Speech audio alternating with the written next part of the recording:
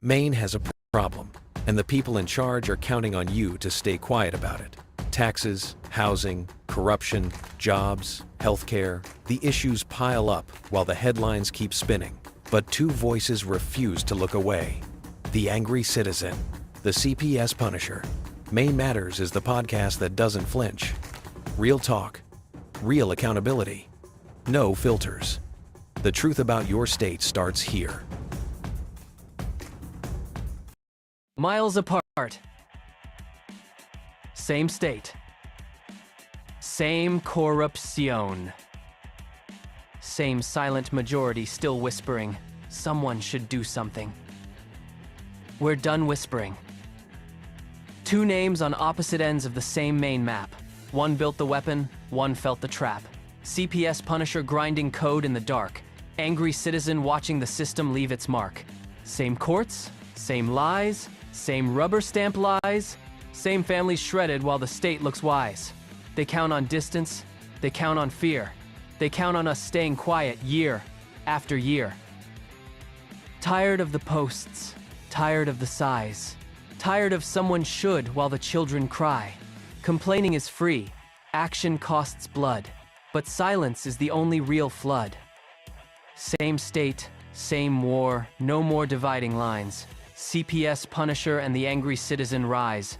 No more fear of the retaliation game. Expose the heinous or the cycle stays the same. We're done telling Maine we're scared and small. We're done watching illegal acts stand tall. Commit, act, name it, burn the dark. This is the line, and we just crossed the mark. Illegal seizures dressed up as protection. Warrantless doors kicked in without objection. Due process treated like optional ink, while the machine keeps printing another black sink. They thought the distance would keep us apart, thought the fear would stop the beating heart, but every mile between us just made the fuse longer. Now both ends are lit, and the powder's stronger. No more I wish someone would. No more waiting for the next good mood. The state keeps moving because we stay still. That ends tonight, by force of will.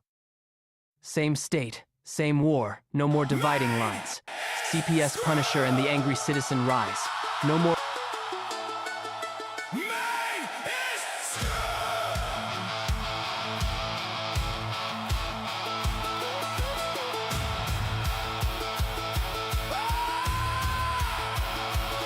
Well,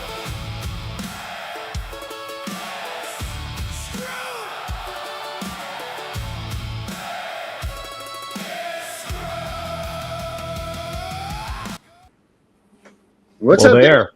Well, that's What's up, that. Karen? How are you, my friend? Angry Punisher. Angry Punisher. Does it say Angry Punisher today? Do I have it? No, Do you know? I just Do you know? find that funny. Well, do you know what? I'm going to tell you this. Is the other night when we did that roundtable on Tiff and the Punisher show, hmm do you know what my name said underneath me for that? I don't know what your name said. What did it say? It said punish her. So it was the word punish space her. Somehow that got in there. So I was highly inappropriate for the guests that we had, but it went through and nobody noticed Yeah, it. So that's cool. Can't take it back. No, Immortalized no. on the internet forever. Yeah. Yep. You know, and even if you edit it, it's going to say edited version. So, you know, Yep. people will know that there was a Well, mistake. I mean, we would like to see our traitorous governor punished. Yeah. So Yes, we I would. would like to see her in jail. Did you know that I was attempting to get her arrested? I don't know if I ever told you that. I thought that you were actively still attempting. I didn't know that you ever ceased. And Oh, it's still on the table, and it's ironic that we, the people, ignore our lawful tools of resolution, which I heard early on when I started questing for knowledge. I found out that if any of the elected servants perjure their oaths, they literally are out of a job. Like as soon as they do it, according to our Constitution, their office is void. They're kicked out of office, but we don't enforce it.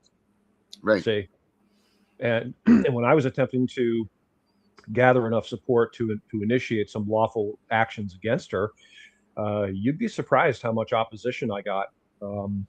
There are people out there that love her. They just love her. I had an Impeach Mills sign, and I put it up in front of my house, and it got stolen.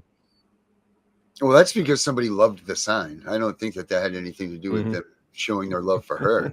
Okay. I think I'll take that. that's where I'm going to go with that one. All right. It's almost like you should have this sign in your yard right here. Well, I hadn't thought of that, Darren, but yeah, that makes sense. They saw it and they were like, man, I just have to have that sign. Yeah.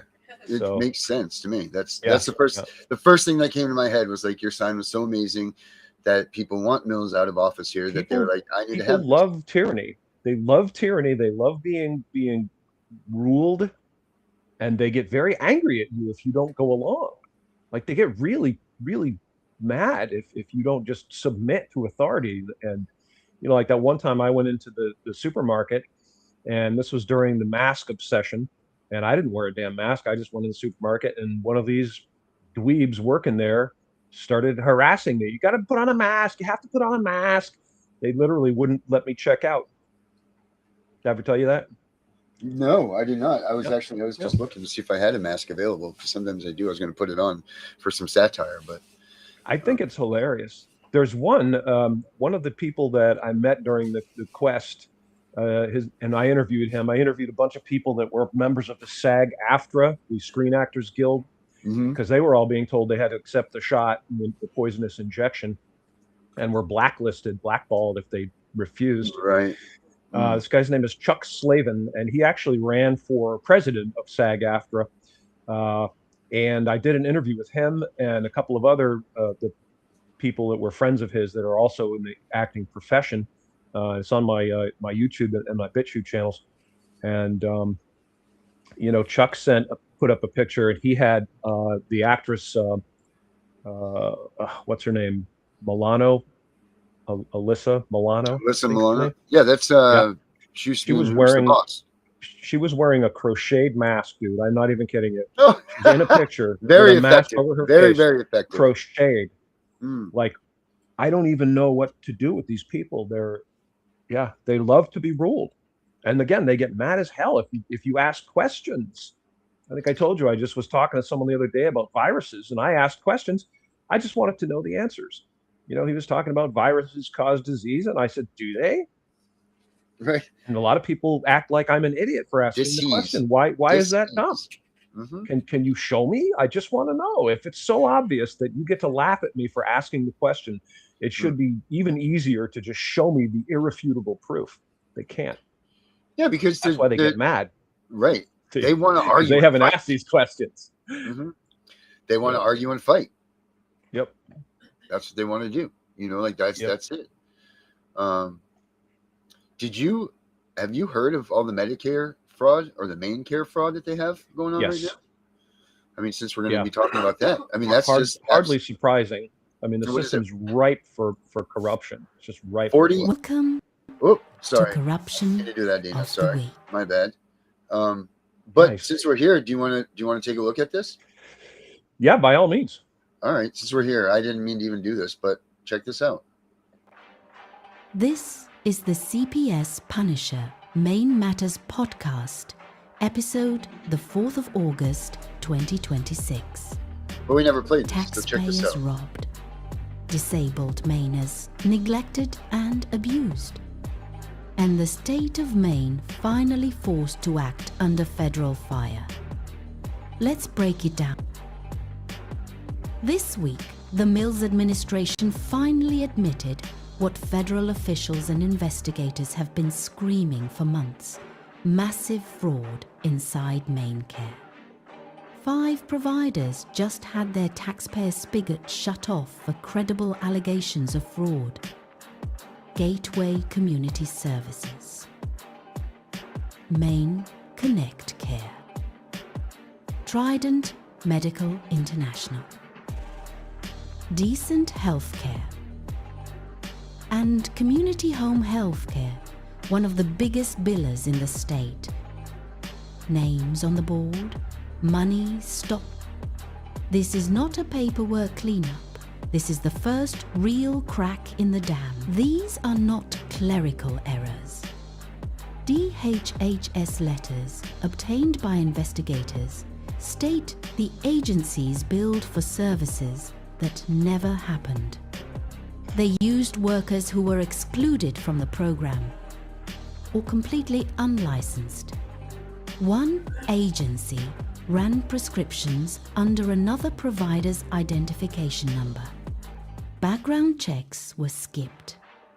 Millions of dollars in questionable claims flowed out while the state looked the other way. This is textbook Medicaid fraud, and it ran for years. While the billers got rich, the people they were paid to care for lived in squalor and abuse. Federal auditors already flagged more than $45 million in improper payments for autism and rehabilitative services. One agency, Paradise Residential Services, was terminated for putting clients in immediate jeopardy. Disabled Mainers sat in filth while the people billing the state for their care enjoyed luxury vehicles and lifestyles. Don't give Augustine credit for sudden integrity. This is predation. This happened because the heat got too hot. The CMS administrator came to Maine in person. The vice president publicly called the state a fraud bronze medalist. Federal task force scrutiny and multiple audits piled up. Only then did the suspensions drop. Now, even the Attorney General's office is scrambling to hire a new healthcare crimes unit director. Pressure works. Silence does not. The CPS Punisher is not asking.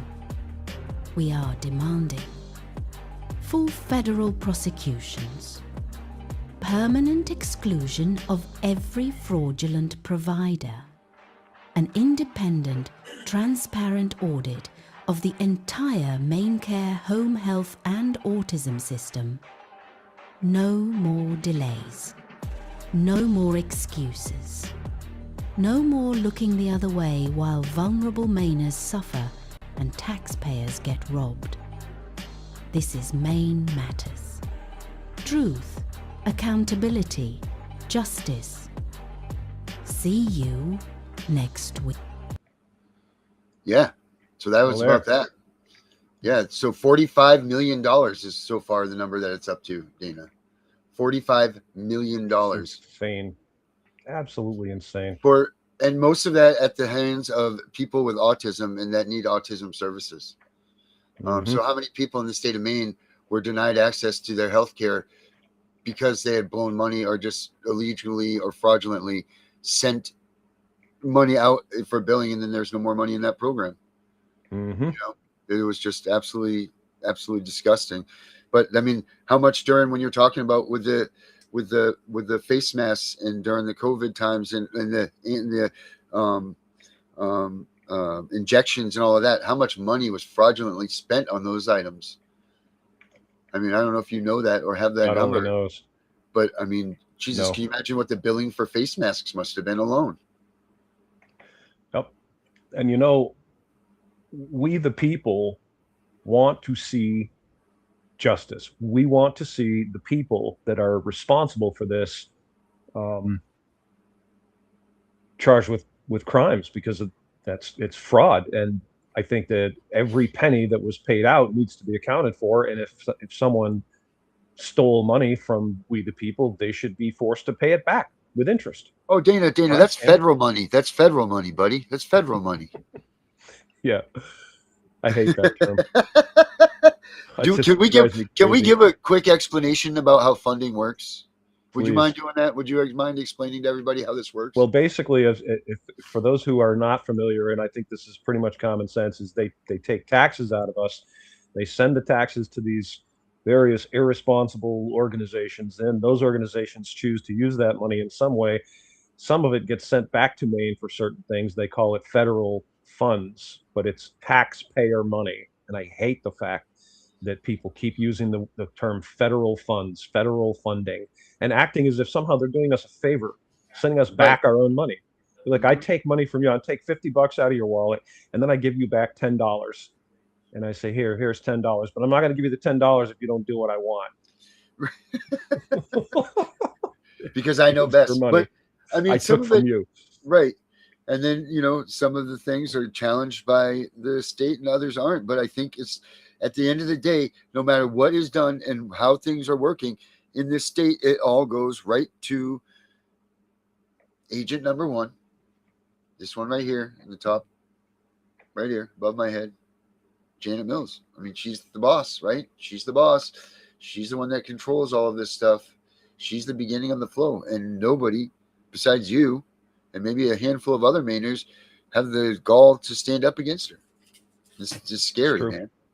It's very scary. Well, and we're fragmented, Darren. You know, you and I have talked about this. Like when I first started trying to unite enough people into an angry coalition to do what we needed to do, I met lots of people, hundreds of people over the course of about a year, and numerous so-called patriot groups, and they will not work together. They would only entertain my presence when I was supporting them. If they had an event, if they had something they were trying to do, they wanted me to donate money, they wanted me to join their group, be a member of their group. Yeah. When I did the freedom rallies, the annual freedom rallies, I sent out a lot of contacts for that, and I got a return rate of about maybe 5%. Like 1 out of 20 people that I contacted responded to me in some way. And we are never going to get anywhere if that's how it's going to be. We have to work together. We got to unite, and let's not worry about whose group gets credit or who gets fame and glory. Let's worry about getting it done, taking back our state from these criminals and holding all of them accountable, and ought to send a loud message. You get these people arrested and thrown in jail and charged with fraud, and then fined. You know, we want our money back. And we're gonna, if you have to work the rest of your damn life and work 5 jobs to pay back the money you stole, that's what you're gonna do. And imagine what would happen, the repercussions of that, right? Yeah. All the people thinking about shoving their hand into the till of taxpayer money would think twice about it, because they would know that there's a genuine risk that you will get caught and you will be punished, severely punished, as you richly deserve. But without a coalition, enough people working together, you know, we're swimming against the current. It's just, it can't happen unless we all get together. Like you said, you got to act. You know, it's easy to complain, Right. but you're complaining to the wind isn't going to help. You have to complain to the right people. You got to write letters. You make phone calls. You tell these people. Every one of us has elected servants that work for us, and you need to find out who they are. You can go right to the Maine government website, Maine state government website. You can get their information, phone numbers. Okay, I have a bunch of them right here on my phone, and they know me. When my name comes up, they know exactly who I am. You're not blocked yet? Well, I have pretty good relationships with them, you know. Oh, good. Because I maintain my decorum. You know, people say, you know, you're an angry guy, you come off angry, whatever. Well, you know, you can be angry and still be diplomatic. Mm-hmm. And that's where I go. And I'm factual too. You got to stick with the truth. Correct. So I call them and I say, hey, this is Dana, and I'm calling you about this issue. This is how I feel about it. This is what I expect out of you. And, you know, thank you for your time and attention. That we all did it, that would emerge very quickly that we all basically feel the same way. I don't know anyone that wants to have the government full of fraud and our tax money stolen. Right. Except the people doing it. Right. And then in which case, it's, well, whatever. They're on the chopping block anyway. It's disgusting. And how do they feel? How is it that, how much does the governor make, do you think, Dana? Do you know that the governor of Maine makes about $70,000. No, I wonder what her net worth is. Good question. I don't know. Because what I want to know is, how do these politicians that make pennies on the dollar representing us, how do their bank accounts grow astronomically, especially while they're in office? It seems awful funny that a job that you're supposed to be devoted all this time with, and your salary all of a sudden is like, blah, blah, blah, or your net worth just continues to rise. I mean, that tells me that you're taking money from a special interest, or that tells me that there's a lot more going on than what meets the eyes. And I know that they drive up and down the road with the scare of God in them and all of this stuff. You know, the government officials, you know, the ones that are hunting the ICE people and all of that. But, you know, they're collecting dollars upon dollars upon dollars. But how are they doing that when they're salary based? Doesn't make any sense to me. Yeah. Well, I mean, we sort of know. I mean, it's pretty obvious. Like if you look at it on a national level, and you look at our senators and our congressmen uh, that go to Washington, and they're all millionaires, Yeah. and they're making, what is it, like 170, I think, grand a year, which in my world, that's a ton of money, but I guess for a lot of people, maybe it isn't. I don't Yeah. know, but Yeah. they're all millionaires, and they all Yeah. make money on stocks. Somehow they always know what stocks to buy when, um, and they arrange deals for themselves that they will, like, Barack Obama made some sort of deal with a book publisher, and when he got out of office, they gave him some giant amount of money to supposedly write his memoirs or something like that. It was ridiculously high, like $2 million or some ridiculous amount of money like that. They're always looking for ways to line their pockets, and they're good at it. They shouldn't be able to, um, you Make know, money from other right. sources. Correct. Not while they're in I mean, I would office. I would agree with you. That's a controversial topic. It's been raised before, and it's been proposed by people that we should implement a system where when they're in office, they don't get to make money, like buying and, From and drawing from selling the system. stocks, Right. things like that. So, but I don't know. At the end of the day, I think we just need to elect the right people, and we need to lose our bias. Our biases are disturbing. The level of biases that we have are very disturbing. People align themselves with someone, and they vote for that person, and they praise that person, and then when that person starts doing things that are clearly not okay, the people that support them will not say, okay, you know what, maybe I made a mistake, right? Right. I thought Yep. this person was great, but then they did this thing, this clearly reprehensible Not thing, very or said right. this terrible thing, and I'm going to decry them. I'm going to condemn them for that because it was a terrible thing that they did or that they said, and we Mhm. send them back. And this is in my opinion, largely a result of this idiotic two-party system. And Mhm. and people get married to this system. They just love it. All my life, for I'm 63 years old, and all my life I've heard people telling, as soon as we get those Republicans in office, everything's going to be fixed. It's never happened. Never, ever, ever have we gotten Republicans in that office and controlling both houses, and a president who's a Republican, and had them cut all the outrageous fraud, waste, and corruption in our federal government. Never. They Right. just make it bigger. We're $40 trillion in debt, America. $40 trillion. It's like a Mhm. joke. It really is. It's like you can't make up a number that's that big. It's sickening and disturbing. We keep sending them back, so we got to stop doing that. It says, let me see here. I'm pulling up this article on World Wire. It says that Maine, this Democrat. So it says after serving as a legislator in Maine, Janet Mills, this Democratic Party official, became Maine's Attorney General. Janet Mills was born in Maine on December 30th, 47. Her second term as Attorney General of Maine was under the gubernatorial administration of Paul LePage. She attended the University of Massachusetts Boston and the University of Maine in Portland. Through her marriage to Stanley Kuklinski, she had 5 stepchildren. During this time in the Maine Senate, her brother, Republican Party politician Peter Mills, served. As an assistant attorney general, Janet prosecuted homicides and other major crimes. In a few years, she was elected district attorney for Androscoggin, Franklin, and Oxford counties, becoming the first female DA in New England. In that role, Janet witnessed firsthand how the criminal justice system frequently failed victims of domestic violence. After frustration with the legislature's failure to act, Janet co-founded the Maine Women's Lobby to advocate for battered and abused women. She was elected to the Maine House of Representatives in 2002.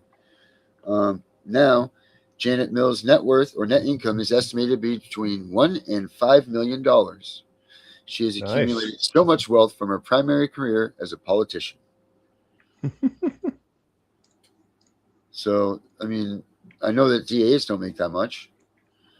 For Um, sure. you know, um, so let's Did I see. tell you, Darren? Did I ever tell you that I met her? No, you did not. Yeah, I met Janet Mills. So there was an event. I think it was at what's the college?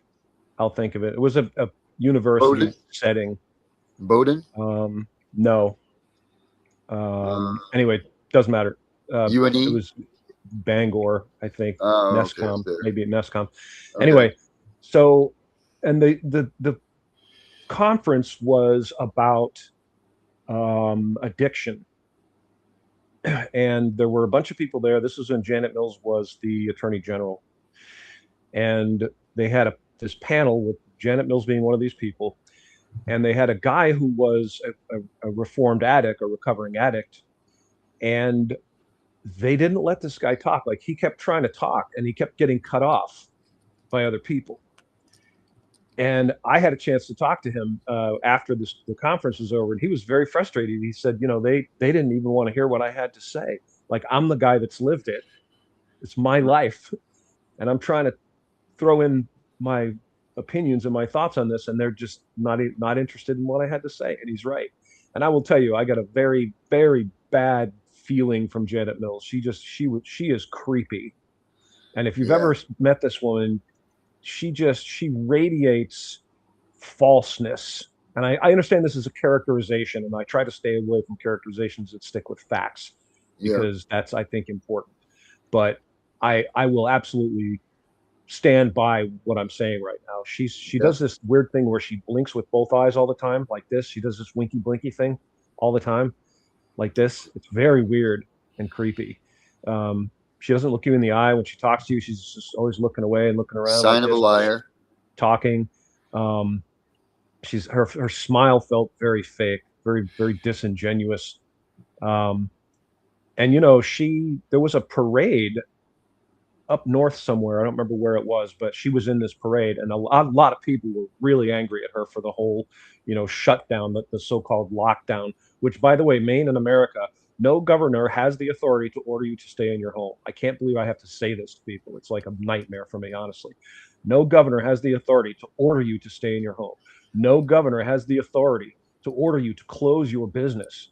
Okay. And by doing that, they are perjuring their oaths, and they are automatically out of office. As soon as a governor does something that perjures their oath, they are no longer the governor. And we, the people, need to enforce that.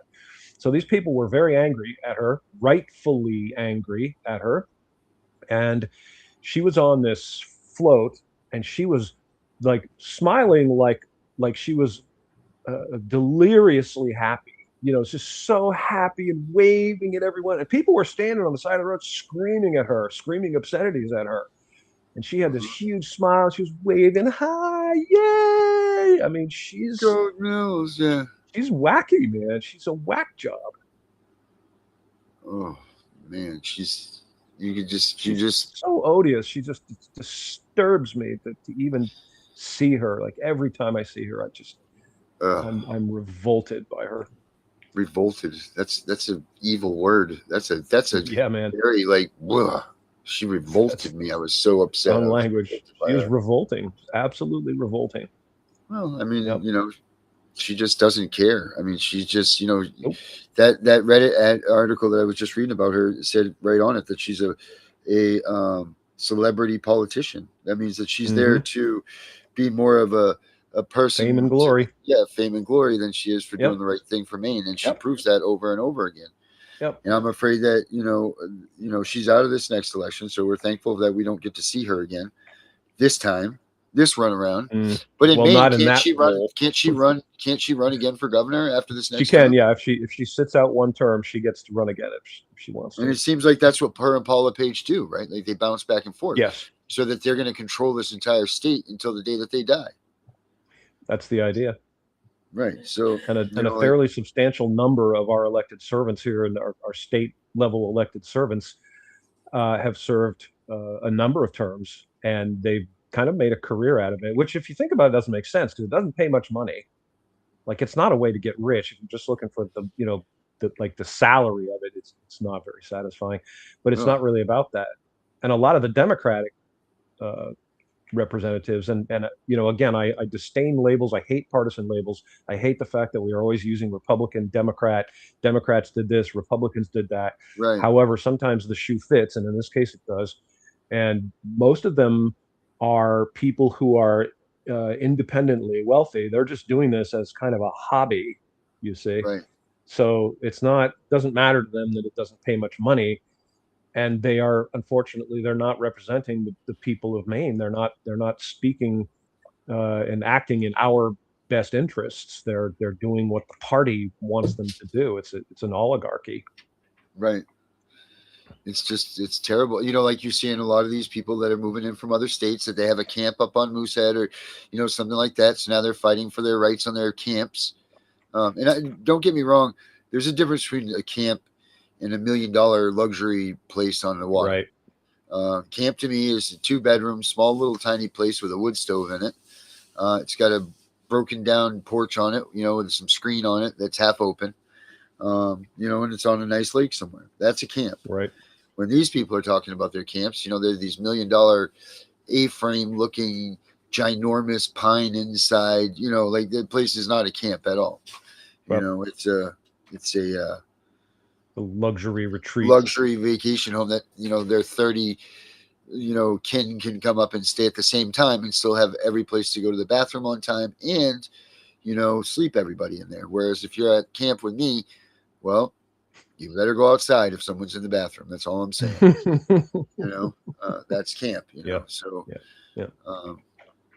It's really sick. It's really disgusting, and it's what these Maine politicians are doing, especially, is not giving us any service to anything that's going on. I do have another clip of this week's updates, Dana. If you want to watch these, this one does involve this week's news stories. Let me see. Roll it. Here.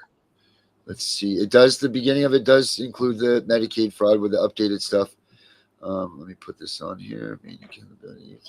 All right, cool. I want to point out too that all of us are still waiting for the Shenabello's investigation about how those 250 ballots got delivered to a residence in Maine by Amazon. Still waiting on that one. Yeah, well, I think you're going to keep waiting for that. But the elections are totally secure. They told us that, and they wouldn't lie. Let's see. My children. Erica's letting us know about her kids in her case. She must have learned something. Let's point that out real quick. Update now. My children will be moving from Wisconsin to Missouri to be with their father that backstabbed me to get there. So 2 of my children are going to be in Missouri, and my oldest is in Tennessee, splitting up the family. That's the CPS thing. That's what they do. That's rough. That's disgusting. They're supposed to keep the kids together and supposed to keep them near you. And actually, our update story does have a case from the state of Maine that's this is just absolutely ridiculous that this has happened here again, Dana. Another kid up in your area actually has been left behind by the Maine welfare system. So let me roll this. Let me roll this video here. Let's see. Today is also my my middle son's birthday. I haven't seen him in 7 years, and he doesn't talk to me. So, well, happy birthday to him. Totally familiar with that. Yeah. Yep. Sucks. One day, yeah, it does. One day he'll realize how great of a father he has in the time that he missed with him. I hope so. That's will be what happens. That's typically what does. I don't know your entire situation with that, but I know that a lot of it has to do with not that type of stuff, and it's not on you. I don't even know what I did, bro. He never even said at any point that I had done or said anything that he had a problem with. He just stopped talking to me right out of the blue. Doesn't it seem like there's a lot of that going on in this day and age with families just breaking apart for no reason? And I push that to this day and age, the hustle and bustle of how today is and how everything is, everything's so damn fast. We got to hurry. We got to do all this stuff. Everything's that way. And it's really too bad. Like if you do have a camp, do people even still go up to your camp? Like in the summer when it used to be family and everybody get together and, so on and so forth. And now it seems like all that stuff is gone, man. And it's really scary and it's sad that people are just so willing to drop their family in a moment's notice, and just for no reason, nor ever even to get the person to have a reason to speak back. I live it too, man. And it's really disgusting. But here's this week's news. $56 million in improper Medicaid payments. Maine's own auditors found it inside MaineCare, the state's Medicaid program. Providers kept billing. Regulators kept looking away. So the people did what Augusta wouldn't. 3,500 citizens signed on, demanding real inspections and escrow accounts for suspect payments. This week, the state finally opened the rulemaking door. Not because officials chose accountability, because citizens forced it. The Constitution doesn't ask government to police fraud, it demands it. If you live in Maine, submit your comment before the deadline closes. The people are not waiting anymore. A 10-year-old boy weighed 48 pounds when he died, starved, zip-tied, beaten, forced to sleep in a bathroom. His name was Braxton Smith of Bangor, Maine. His father pleaded guilty to murder, his mother and grandmother to manslaughter. This week, lawmakers unanimously ordered an investigation into how the system missed him. Did the state ever have contact with this family? Were reports missed? Did homeschooling hide the abuse? One senator asked the only question that matters. How was this allowed to happen? When government fails to protect a child, it has broken its most basic duty. Demand the investigation stays public and stays thorough. One contractor, over $1.2 million in judgments against him, Joshua Patouin, took homeowners' money and walked away from the job. One homeowner, Don Nason, was awarded nearly $169,000. Others are still fighting in court. Maine remains one of the least regulated states for residential contractors. The complaints keep piling up. The legislature keeps looking away. When the state won't protect the biggest purchase a family ever makes, it has failed its most basic duty. Property rights are not optional. They are the law. A 3-year-old was stuck by a discarded needle on a public riverwalk in Brewer. The police chief cleaned it himself, then found more. He refused to call it normal. He pointed to soft policies and needle programs that leave the danger behind. Add a police lieutenant accused of falsifying his own overtime. When accountability is selective, trust collapses. This week, Mainers signed petitions, forced investigations, demanded answers. The Constitution does not grant permission to look away. It imposes a duty. Life, liberty, property. We enforce them. So that's our week in Maine. Well said. Yeah. I want to go to the Braxton Smith boy. Dude, That's that just disgusting. Kills me. But that's the thing. That's, people talk about CPS. Well, where were they? Yeah.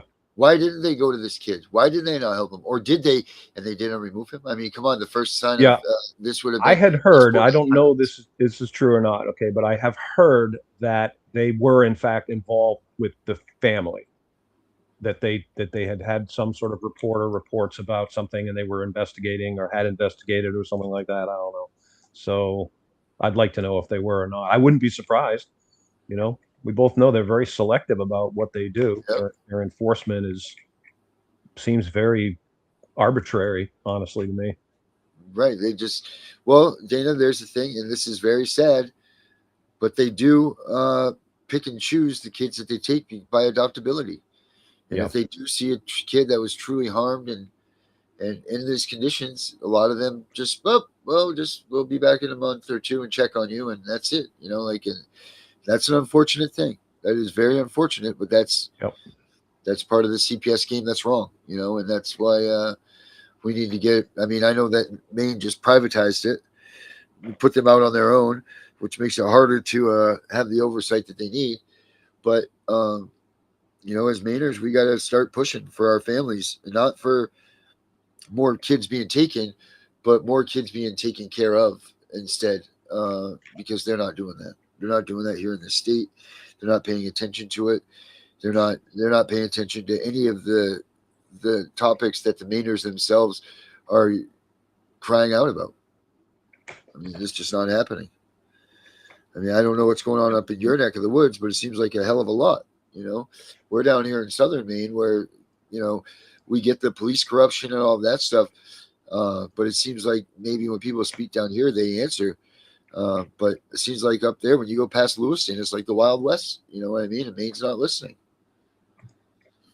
Yeah, well, it's rural. It makes it harder when there's so, few people um, in an area, and because the more people that speak out, the more they listen. It's just a fact. And so you have a sparse population. It's easier to get away with fraud and corruption. It's a tough nut to crack. But at the end of the day, it's the same thing. The solution is the same. The solution is we have to get involved. All of us have to get involved.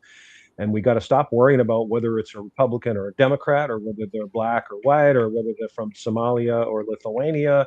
It doesn't matter. It just matters that they are doing bad Right. things. They need to be held accountable. The standard is very, very plain.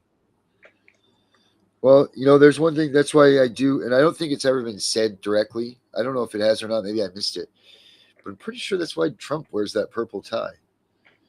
Have you ever noticed that? That Trump No. wears a purple tie? I'm pretty sure you think that's that's why. why? Well, red and blue makes purple. Oh, no, it could be. So I don't know. I mean, maybe we should. And if it doesn't, if that's not why, maybe we should start that position of get rid of the red and blue. Everything's purple. We're all red, white, blue. Something along those lines, because we need to stop the designation of your political party needs to be disbanded. That needs to stop. Like we need to realize that we are all Americans. Period. Yes, that's what I'm saying. Constitutional Americans. That's you right. Want the Constitution to be in effect, or you would like to see it not be in effect. And I don't see why anyone would not want the Constitution to be in effect. It doesn't make any sense unless you like corruption. Yeah. And we got to make this clear again, Dana. What is the purpose of the Constitution again? And the Constitution is designed to let all of us, we the people, know what our rights are so that we can hold our government accountable. In other words, it doesn't give us rights. It tells us what they are so that we can keep the government in check.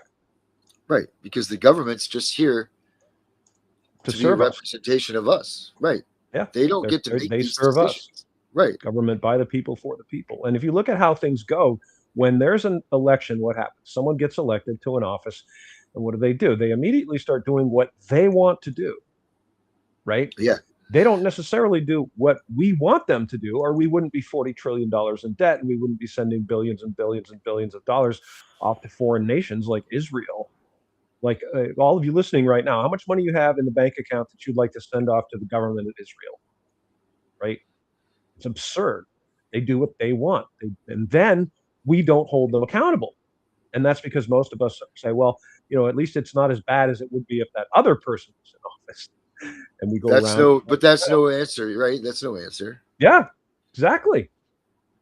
Exactly. And then when someone runs who really should get elected, we won't elect them. We won't vote for them because we're told they can't win because the two-party system tells us you can't vote for someone other than the lesser of two evils. Evil A and evil B, the douche and the turd sandwich. That's right. Because you got to get some ungodly amount of like half a gajillion signatures on a ballot if you want to run or something like that. If you're not of the party or something, just astronaut. Right. Like you need more signatures than you do to actually win the election, I think, or something like that. Well, it's definitely a lot. I knew the number because I looked into it, but I don't remember exactly what it turned out. But yeah, it was just silly, silly, I think it's like a 500,000, isn't it? Not 500,000, I think. For what now? You're talking like get on president? the ballot, to get on the ballot. Depends on the office. Does it? To be a senator or a congressman in the state of Maine? Yeah, it's thousands. Is it thousands? Yeah, it's some thousand signatures. So what's funny is you can be a write-in candidate by simply declaring your intention to be a write-in candidate. There's a form that you can get from the government of the state, and you just fill it out and you send it in. You don't need any signatures at all. So do you get the same? You probably don't get the same.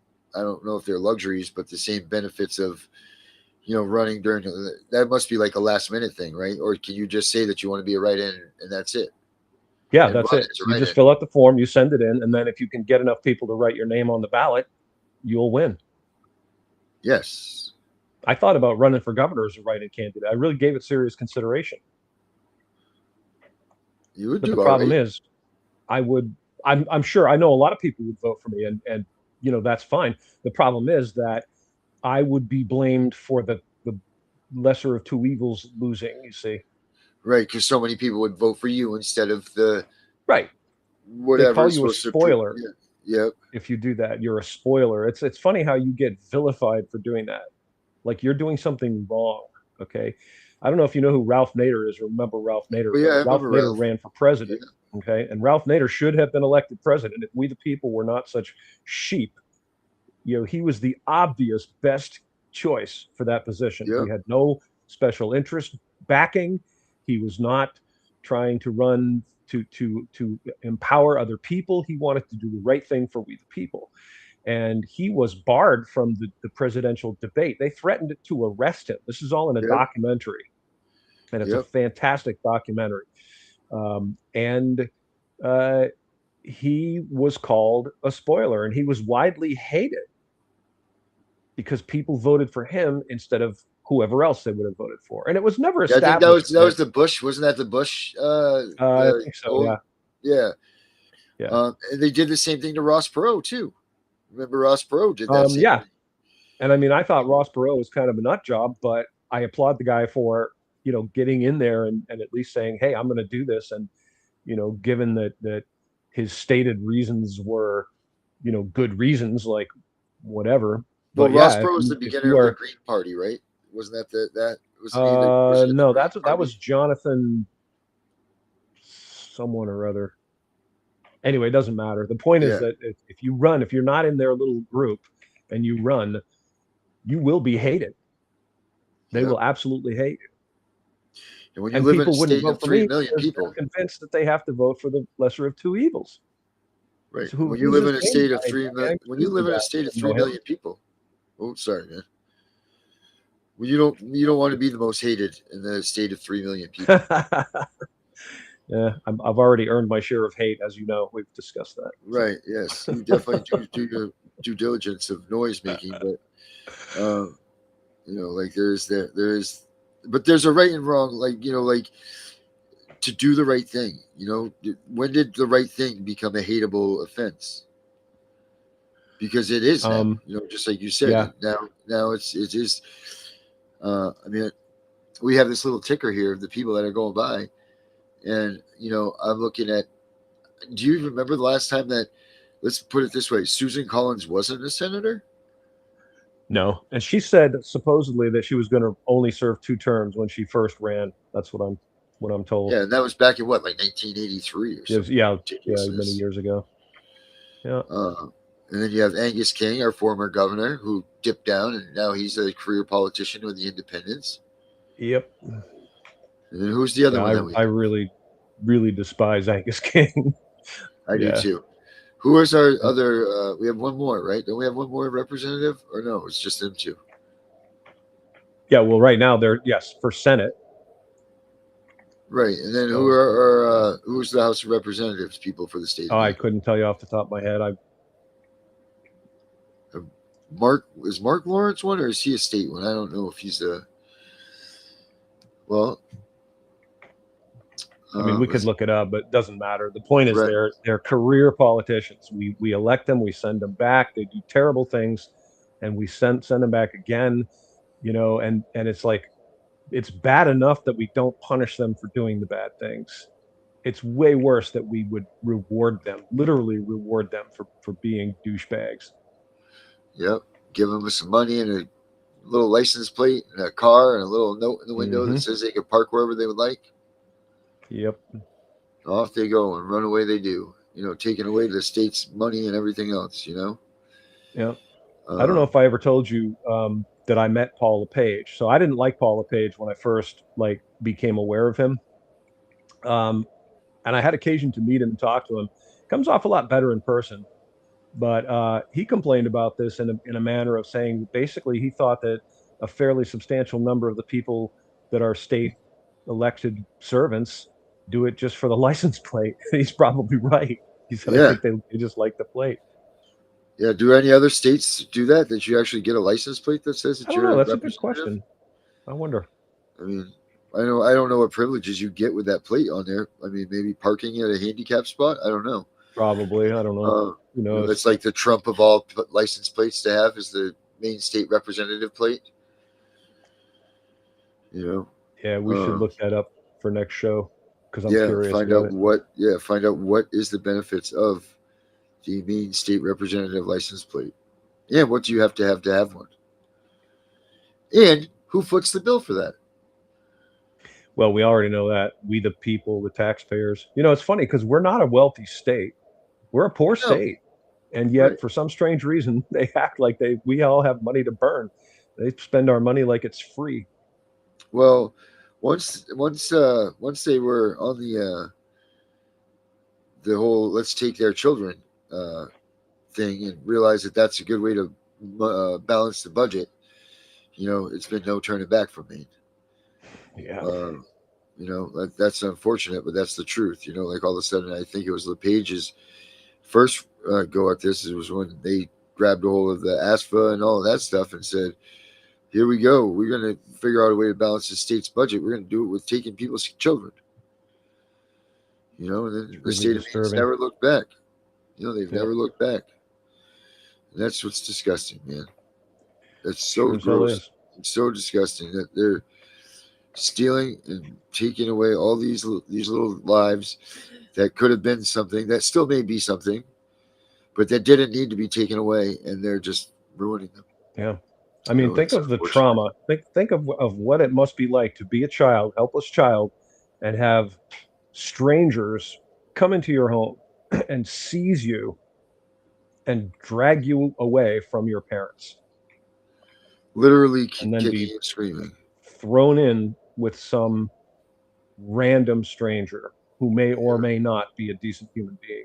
It's profoundly disturbing to me that we would tolerate this. Yeah. But we know they know better, the caseworkers that just graduated from high school that have never been a parent and making these decisions for the parents of Maine. They know better. They know what's better for these kids than their own parents. That's the mentality of these people. The so-called foster care system, and it's so ironic that they are supposedly, like vetting these people, right? Like that's what, they'll tell you that if you were to be talking to anyone in this system, they would say, oh, well, we don't just let anyone be a foster parent. You have to be vetted, get a background check and all that good stuff. And yet the children somehow still get abused. Like you're literally failing at the task that you claim that you're better at than the parents, because you claim that the parents are abusing the kid, and then you're abusing the kid by placing them with people that are abusive and to some degree, and potentially even to a very high degree.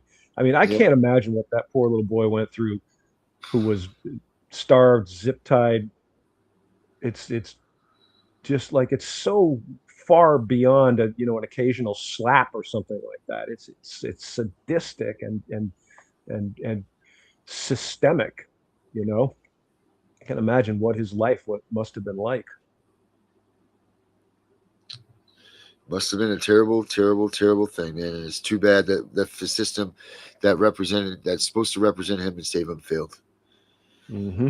And I hope that these people are now making enough noise, because I know that they even sued them last year? Excuse me, that the oversight committee sued them because they want to release the information. I hope that more people come out and start screaming about this stuff, man. Mm-hmm. This stuff's got to change.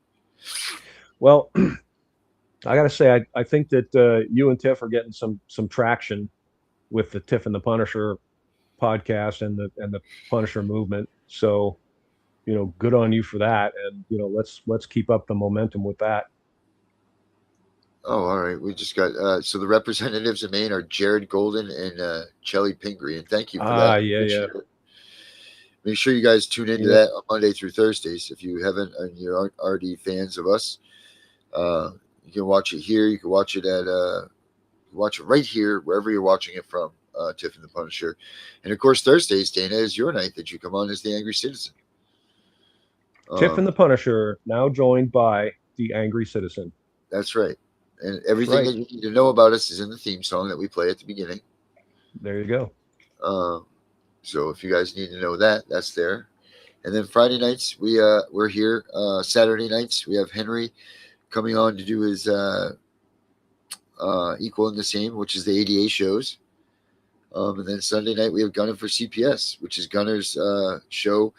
And tonight, this Sunday, he's actually coming out and addressing the 8 constitutional questions that he's giving to the federal judge in his lawsuit.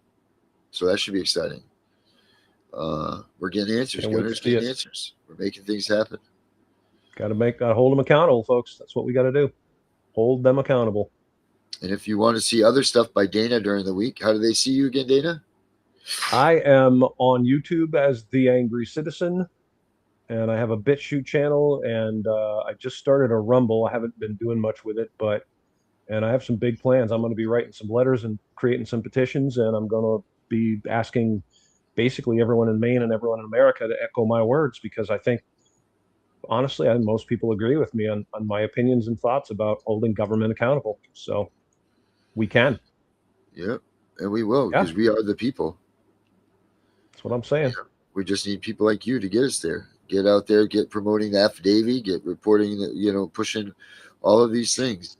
I saw something today. I know we're getting ready to be up on our time here, but I saw something today that someone was talking about the affidavit, and they were talking about that you have to make sure that you submit it into the right filing if you submit it into your court files. Do you know anything about that, Dana?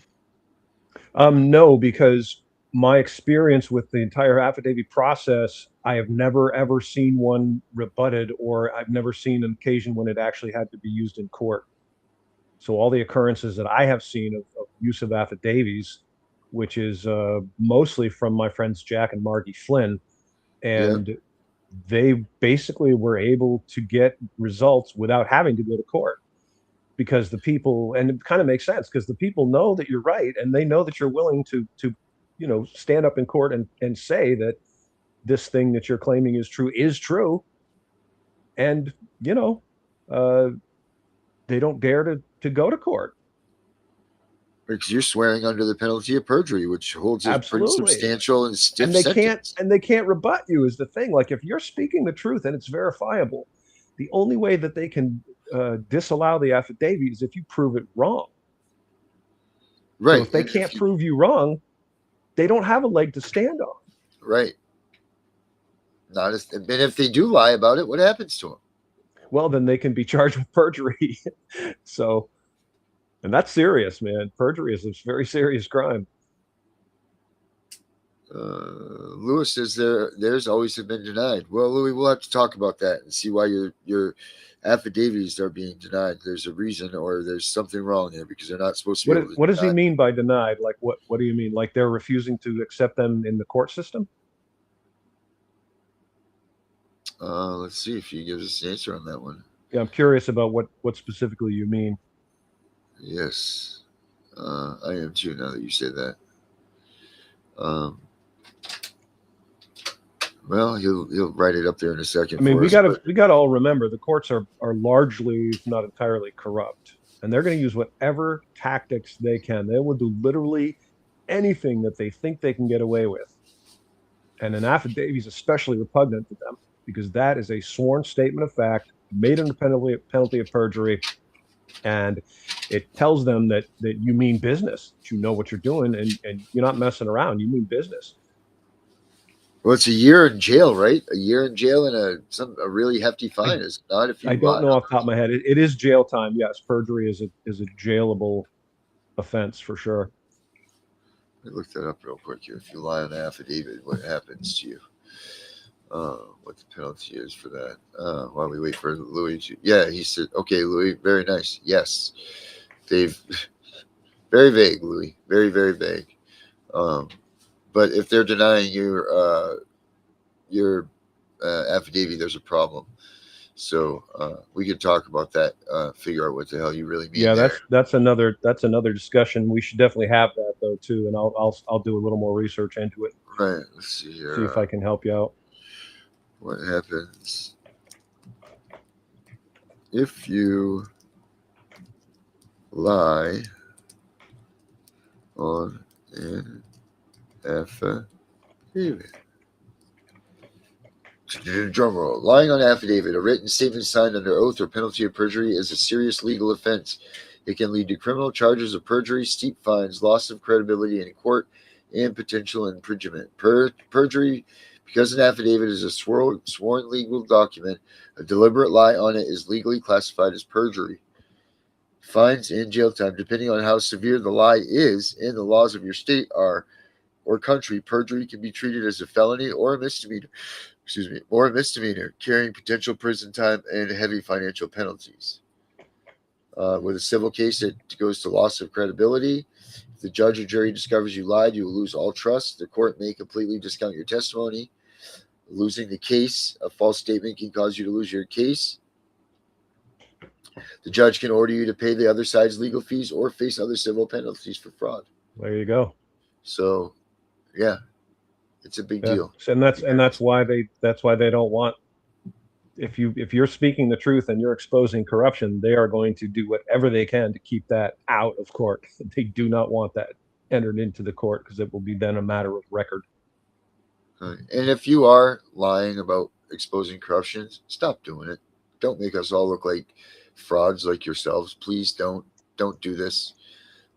If you're going to go and try to expose corruption, tell the goddamn truth.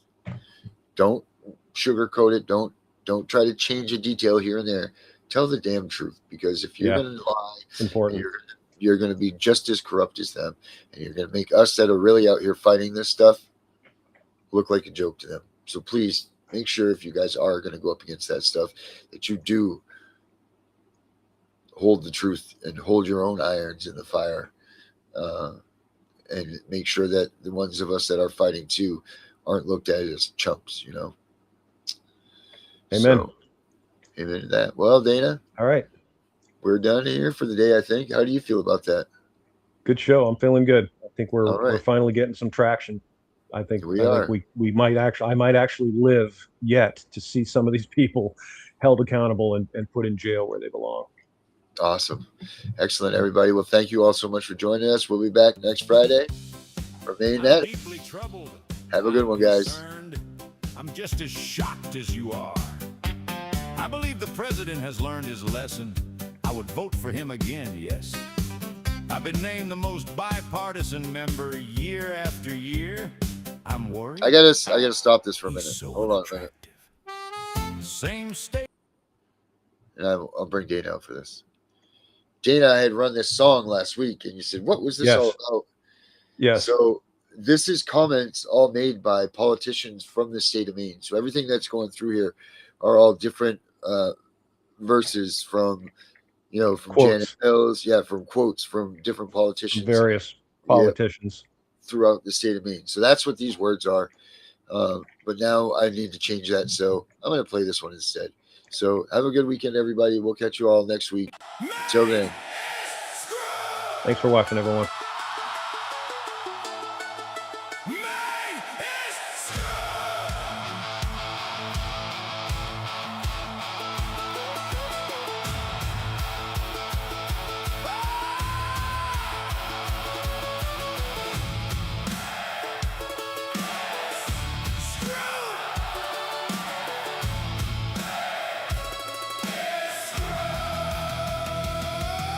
Governors in the mansion,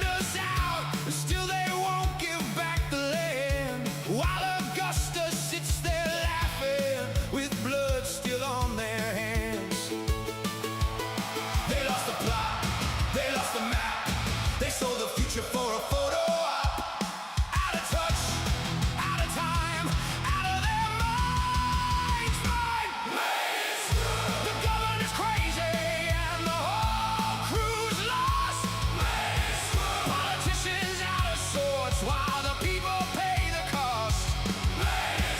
From Augusta down to every broken town, and we're the ones who are standing up to burn it down. Fraud in the system, millions walking out the door. DHHS looking sideways while the bodies hit the floor. Contractors stealing, councils fighting in the light, while families lose their homes and nobody makes it right. They talk about progress with a straight face and a grin, but the state's on fire and they're still just fanning the wind.